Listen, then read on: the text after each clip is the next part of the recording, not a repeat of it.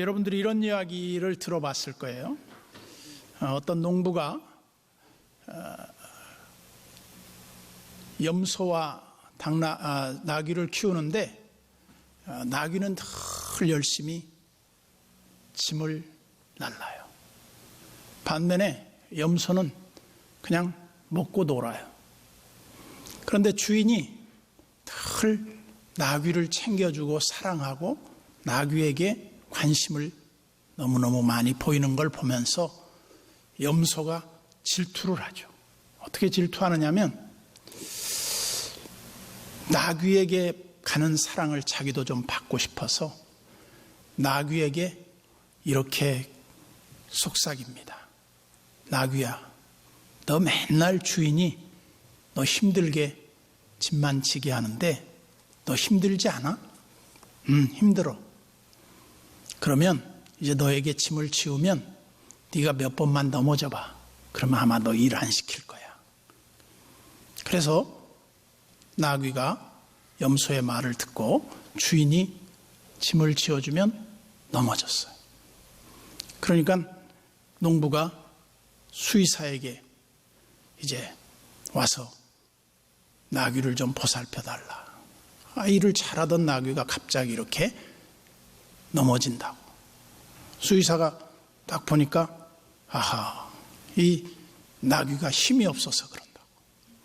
그 특효약을 처방을 해주는데 그 집에 있는 염소의 간을 먹이면 좋을 거라고. 그래서 염소가 결국은 자기 시기에 말려서 자기가 희생을 당하죠. 물론 이 우화는 너무나 잘 아는 얘기예요. 성경은 보면 우리에게 뭐라고 말씀하고 있느냐면 수고하고 무거운 짐진 자들아 다 내게로 오라. 내가 너희를 편히 쉬게 하겠다. 예수님의 모든 인류를 향한 구원의 초대장이죠. 누구든지 와서 목마르거든 내 샘에서 물을 마시고 구원의 우물물을 마시라. 그렇게 말해요. 그래서 우리가 주님 앞에 나왔어요. 그래서 우리가 그 구원의 우물에서 물을 마셔요. 그래서 구원받았어요. 예수 믿고 구원받았는데 예수 믿고 구원받은 사람이 주님의 죄와 사망으로부터 건짐을 받은 이후에 우리는 그러면 아무 짐도 지지 않고 주님을 따라야 될까요? 성경은 그렇게 말하지 않아요. 성경은 우리에게 뭘 말합니까? 짐을 지라는 거예요. 특히 잠언서에서 보면 젊어서 멍에를 매는 것은 좋다 그래요. 성경은 우리에게 일할 수 없는 밤이 속히 올 터인데 일할 수 있는 동안에 열심히 일하라 그래요. 근데 여러분들 중에 일하지 않고 놀고 있는 사람들이 너무 많아요. 좋은 신앙생활의 태도는 아니죠. 그럼 우리가 어떻게 구원받은 이후에 살아야 되는가? 이에 대한 성경의 가르침은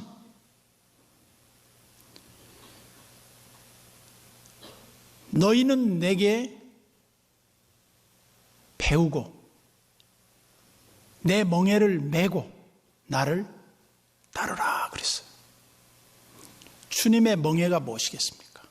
주님이 우리를 이 땅에서 살아가면서 신자로서 행해야 할 거룩한 사명, 하나님의 사역에 대한 헌신을 의미해요. 그런데 사람들은 하나님께서 우리에게 맡겨주신 그 사명의 짐을 외면하고 살 때가 너무 많아요. 나와 상관없다 생각해요.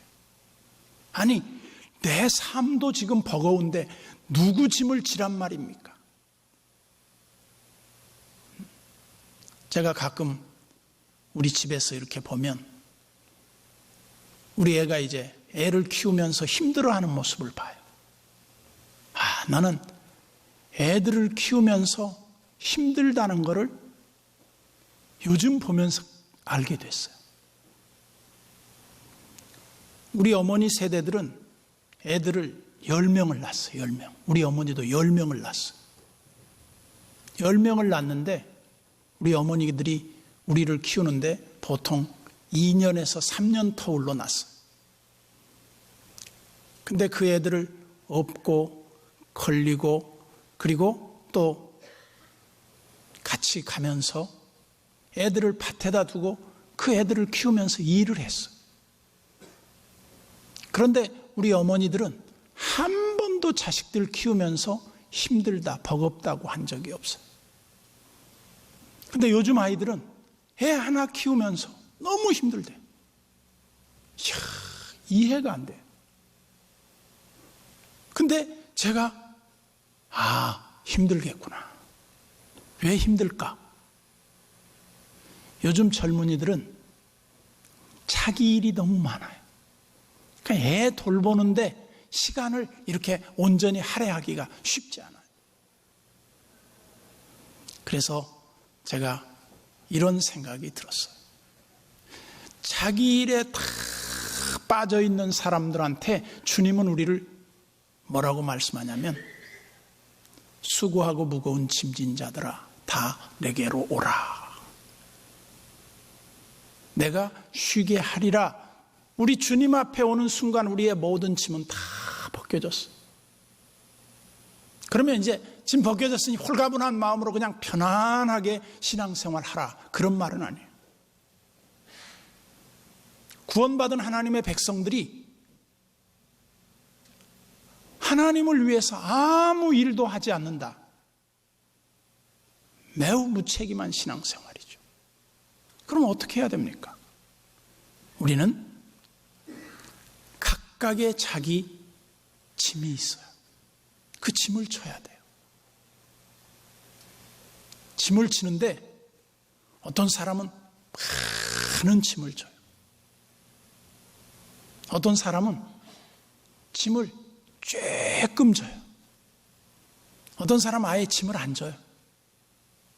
그걸 우리 교회로 비유해 보면 어떤 사람은 정말 힘을 다해서 헌신해요. 근데 어떤 사람은 조금 헌신해요. 근데 어떤 사람은 아예 헌신에 관심도 없어요. 그런 사람들이 교회를 나와서 무엇 하기 위해서 교회를 나올까? 이해가 안 돼요. 여러분, 일하는 소에게 망을 씌우지 말라 그래요, 성경은. 이 말은 다른 말로 하면 교회에서 일하고 봉사 잘하고 헌신 잘하는 사람들한테 입에 먹을 걸 공급하시겠다는 말이에요. 그래서 성경은 말합니다. 일하기 싫거든 먹지도 말게 하라. 여러분, 교회 다니면서 신앙생활하면서 아무 일도 안 해요. 어떤 관심도 없어. 딱 관심 있는 게 있겠죠. 자기 세계의 관심. 그건 일이 아니에요. 하나님이 우리를 위해서 부르신 부름에 합당한 삶이 있어야 그걸 우리가 짐을 졌다고 그래요. 근데 성경은 계속 우리에게 뭐라고 말하냐면 각각 짐을 지고 각각 자기의 일을 할 뿐만 아니라 각각 다른 사람들의 일도 돌아보아 그 사람들의 일을 좀 도와주라는 거예요. 여러분, 저에게는 짐이 있을까요? 없을까요? 에? 없어요, 있어요. 목사님이야 뭐 늘 즐겁게 사시는데 무슨 짐이 있겠어요?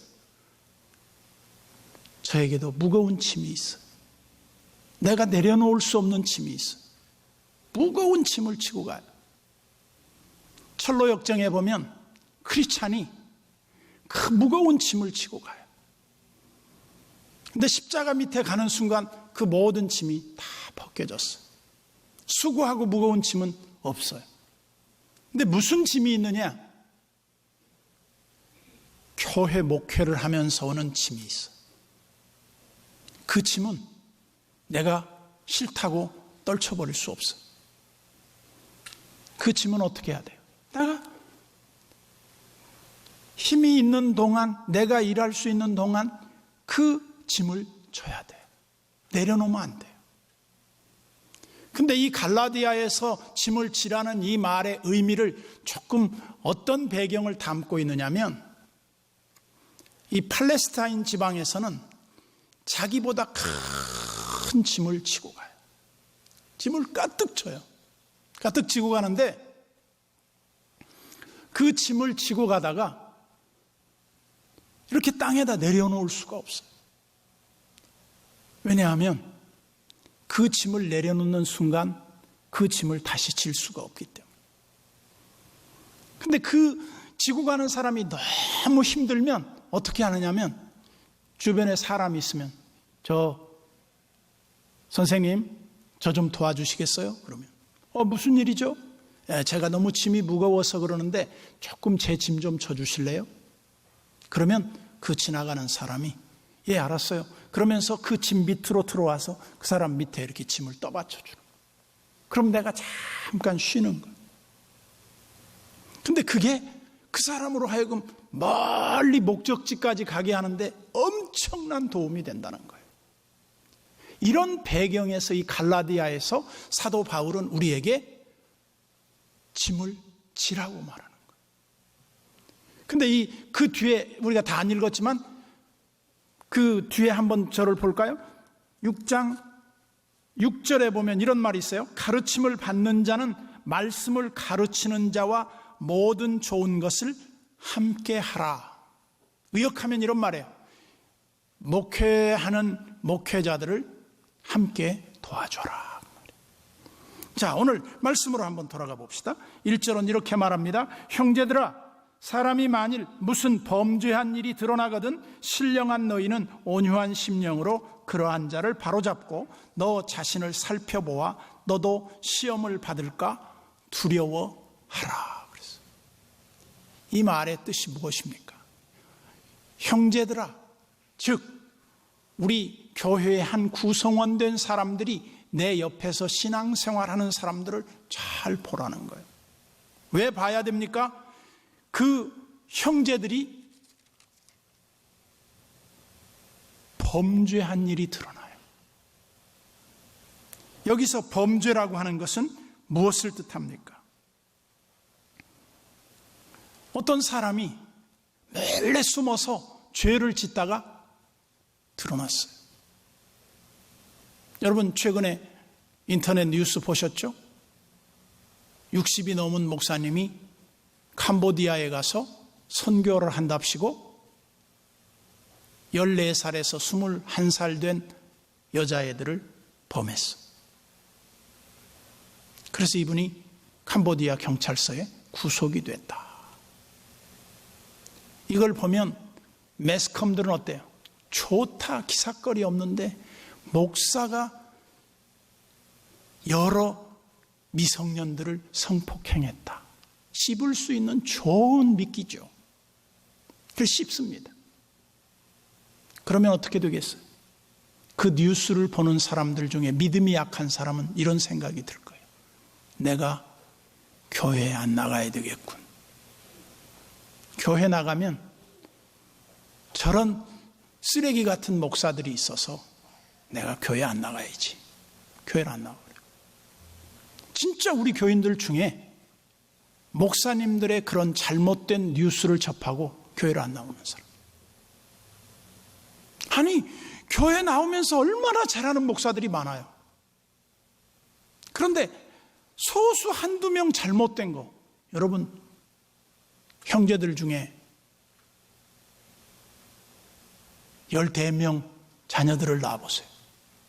그 중에 잘하는 놈도 있지만 꼭 사고 뭉치가 하나 껴있어요. 우리 공동체도 보면 우리 형제들 중에 사고를 치는 사람들이 있어요. 그러면 신령한 너희는, 신령하다는 말은 무슨 말이에요? 하나님의 뜻을 잘 순종하는 너희들은 온유한 마음으로, 따뜻한 마음으로 그 어려움 당한 사람들을 비난하지 말고 그들을 끌어안고, 너도 약점이 있어서 넘어질지도 모른다는 그런 생각으로 정신을 차리고 신앙생활을 잘해라, 이런 말이에요. 우리가 잘 아는 창세기에 보면 노아의 세 아들이 있었습니다. 함과 셈과 야벳이요. 셈, 함, 야벳. 그러면 노아 홍수 이후에 딱 노아의 8식구밖에 생존자가 아무도 없어요. 근데 그때 노아가 포도주를 마시고 술에 취해서 옷을 벌거벗고 잠이 들었어요. 근데 한 아들과 두 아들이 대하는 태도가 달라요. 한 아들은 아버지가 벌거벗고 누웠다고 흉을 봐요. 지 얼굴에 침을 뱉는 거예요, 말하자면. 그런데 두 아들은 어때요? 똑같은 상황을 보면서 아버지를 뒷걸음질 쳐서 옷으로 아버지를 덮어드려요. 나중에 노아가 잠에서 깨어났어. 이 사실을 깨달아요. 내가 혹시 실수한 게 없냐? 예, 아버님. 저희들이 아버님 그 술에 취해서 벌거벗고 계신 걸 보고 옷을 덮어드렸습니다. 나중에 알고 봤더니 함의 아들 가나안이라는 애가 동네방네 돌아다니면서 떠들었어. 우리식으로 말하면, 야, 톱뉴스가 있다. 뭐냐? 할아버지가 옷 벗고 잠자고 있다. 손자들한테 막 이 얘기를 퍼뜨렸겠죠. 근데 그때 함은 저주를 받아요. 여러분, 우리가 하나님을 위해서 잘 신앙생활 한다는 게 뭘 뜻합니까? 옆에 있는 형제들을 잘 돌봐주는 것, 비난하는 게 아니에요. 2절을 보세요. 너희가 짐을 서로 지라. 그리하여 그리스도의 법을 성취하라. 여기 서로 짐을 진다는 말은 짐을 나누어 진다는 거예요. 성도들의 어려움을 같이 아파한다는 거예요.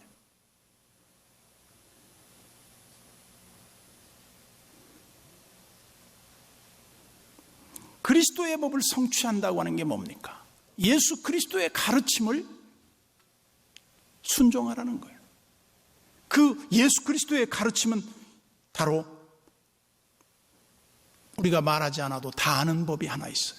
그것이 뭐냐면 요한복음 13장 34절에 보면 새 계명을 너희에게 주노니 서로 사랑하라. 내가 너희를 사랑한 것 같이 너희도 서로 사랑하라. 이 말씀은요, 우리가 오늘 들은 말씀이 아니에요. 다 아는 말씀이에요. 근데 사랑이 없어요. 짐을 안 져요. 무관심해요. 전혀 손가락 하나도 까딱하지 않아요.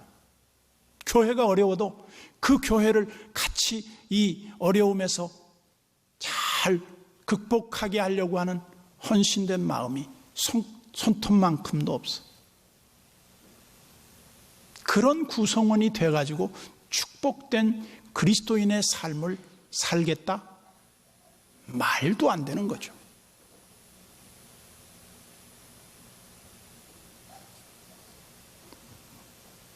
우리 예수님은 이 땅에 계시는 동안에 다양한 어려움을 겪는 사람들과 함께 계셨습니다.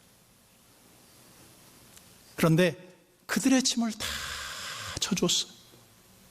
정말 주님이 다 짐을 져줬어요. 수고하고 무거운 짐진 자들아 다 내게로 오라. 내가 너희의 짐을 져주겠다. 쉬게 하겠다. 그래 다 짐을 져줬어. 우리의 죄짐, 우리 인생의 버거운 삶의 짐을 주님이 다 져줬어. 뭐 하라고? 주님의 짐을 지라고. 주님이 우리에게 맡겨주신 그 사명을 다하라고.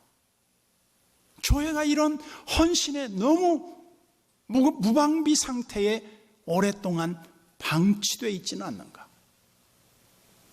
여러분 혼자 예수 믿고 구원받는 거 큰 어려움 없어요.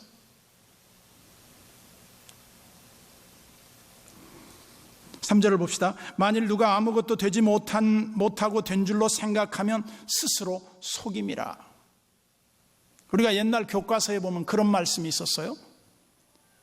된 사람, 든 사람, 난 사람. 그런 그 글이 있었어요. 근데 그 글의 의미를 보면 이런 뜻이었습니다. 든 사람은 속에 실력을 갖추고 뭔가 들어있는 사람.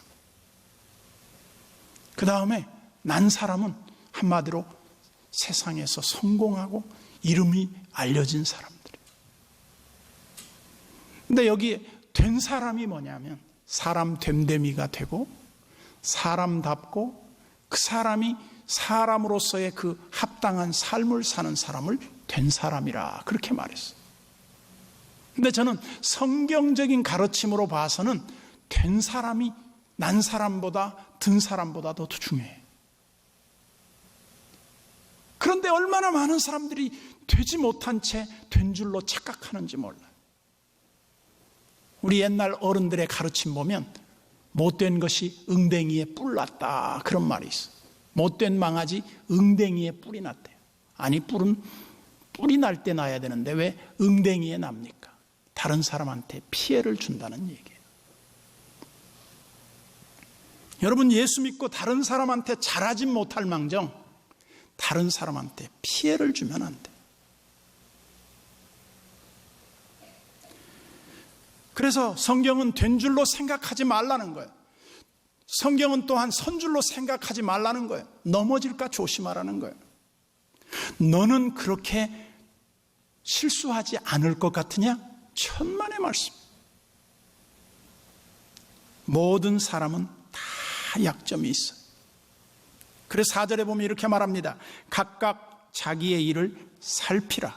그리하면 자랑할 것이 자기에게는 있어도 남에게는 있지 아니하리니. 그래.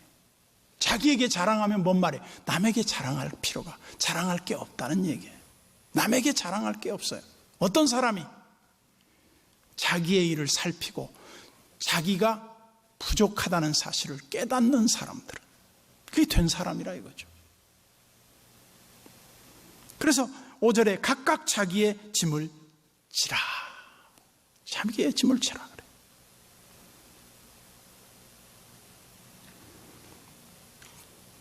우리의 신앙의 의무는 강요하지 않습니다.